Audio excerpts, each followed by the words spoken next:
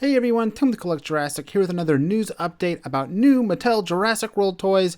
Of course, next year's theme, Dino Trackers. We've already covered a bunch of new toys here on the channel. Most of those previews, though, have been toys in the box. We're just now starting to get photos of the toys out of the box.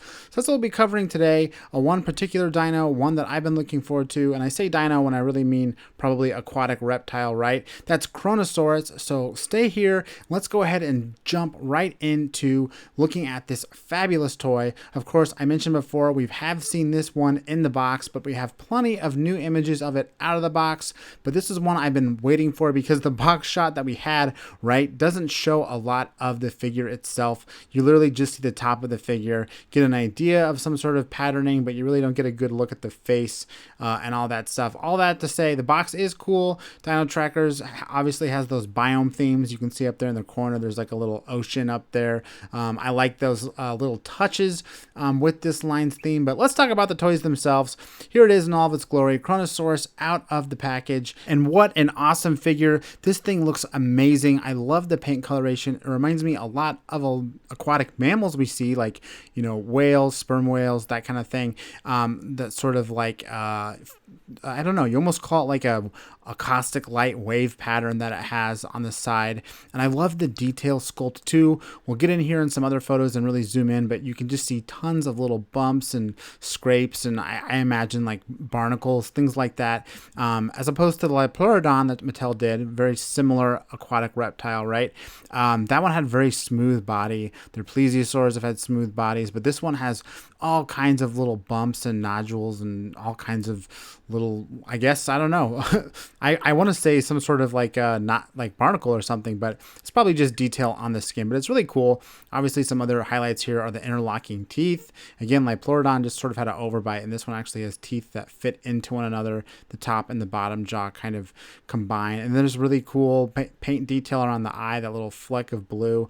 Again, it just feels like a real living creature, just like the Dipleurodon. They did such an excellent job on that one. It looks like they're bringing those sensibilities here to Kronosaurus. Of course, it is a wild roar feature, so it's going to have some sort of action feature, which we'll get to here later in the video, but you can see the little switch up there, kind of taking away from the sculpt of the figure, at least from this angle, but hopefully it blends in. I, for one, I'm not a big fan of the switches, but for the most part, they do blend in with the toy and don't take away from it too much.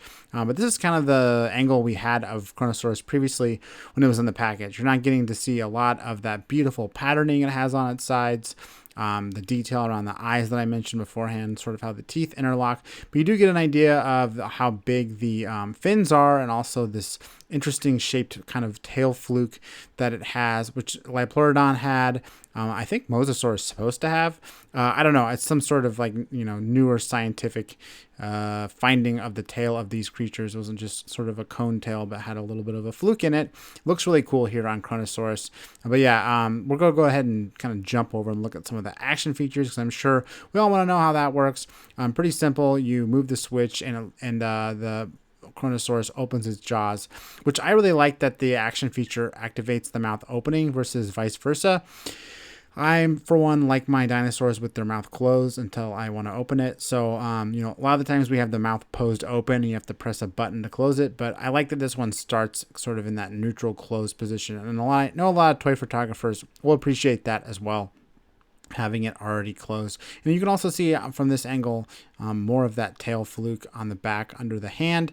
But I just can't get over the cool patterning and bump detail on this entire figure. Here you can really get an idea of how the patterning extends down to the fins, sort of has that two-tone dark and light contrast, and how they sort of bleed into each other. It just looks really cool. I can't put my finger on what creature it reminds me of, but it definitely feels like something real, alive, and swimming in the ocean. So just beautiful coloration, beautiful deco on a Kronosaurus here.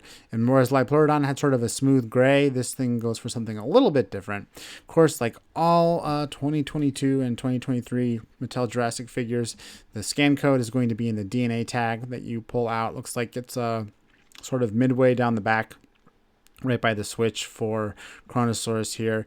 I don't know how many of my viewers kind of scan dinosaurs. I've definitely fallen way behind, but I'd be interested to see what these aquatic dinosaurs look like in the app. I'm guessing they have some sort of lagoon or something like that that they spawn into. So Kronosaurus will definitely be going there. Again, more nice views of this beautiful two-tone contrast paint job. You also get a little bit clearer look at the face here, how that blue kind of goes from the eye down into the snout. And some of that interlocking teeth. Looks like the teeth interlock just in the front. Otherwise, the top teeth hang over. But what a beautiful silhouette. Definitely similar to some of the other aquatic reptiles Mattel has done, but kind of doing its own thing too, proportionate with how big of a figure it is, and kind of its neck position too. Pleurodon has a really downward facing neck, and this one's neck is a little bit more even with the body. But yeah, just a gorgeous figure. Definitely out of all the wild roars on the way, this is the one I'm looking forward to the most. It's really cool that Mattel is bringing so many new species, not just dinosaurs, but flying reptiles, aquatic reptiles, all kinds of stuff to the line. As you know, I've been collecting Jurassic for a long time, and I always wanted a lot more aquatic reptiles. And the fact that we're getting Kronosaurus this year, we're getting Elasmosaurus eventually, and of course we already have Mosasaurus, Pleurodon. Who am I missing? Plesiosaurus. We already have quite a few. So Kronosaurus is just the latest in a long line of aquatic Jurassic animals, and definitely one that I'm looking forward to probably the most. Always loved Kronosaurus as a kid.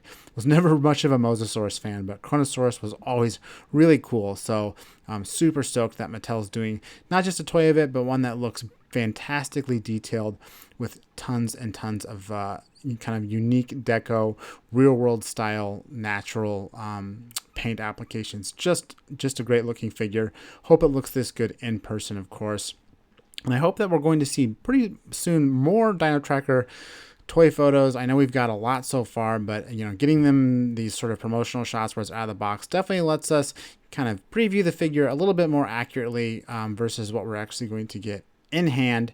So hopefully more of that's on the way. So just tune in here on Collect Jurassic, and you will, we'll keep you up to date on all that stuff as it comes out. But I think that is all I got for this video. Again, I'm Tim with Collect Jurassic. Thanks for watching, and I'll see you next time.